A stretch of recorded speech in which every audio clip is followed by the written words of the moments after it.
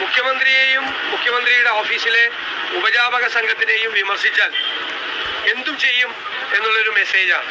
ആ നടപടിയിൽ ഞങ്ങൾ അതിശക്തമായി പ്രതിഷേധിക്കുന്നു. അതിൽ 10-100-ലധികം പോലീസുമായിട്ട് രാത്രി ചെന്ന് MLA-യുടെ വീട് വളരെ അറസ്റ്റ് ചെയ്യേണ്ട ഒരു സാഹചര്യവും അവിടെ നിലവിലില്ല.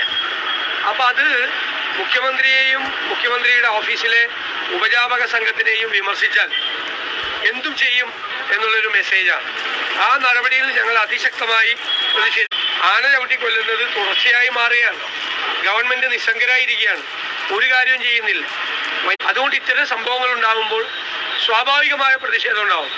അവിടെ പോലീസും ഫോറസ്റ്റും ഒരാളെ ആന ചവിട്ടിക്കൊന്ന് വലിയ സംഘർഷം നിൽക്കുന്ന സമയത്ത് ജനങ്ങളുടെ കൂടെയല്ലേ നിൽക്കാൻ പറ്റുള്ളൂ. അതിന്റെ പേരിൽ ആവർത്തിക്കുന്നു. ഇത് കേരളമാണ്.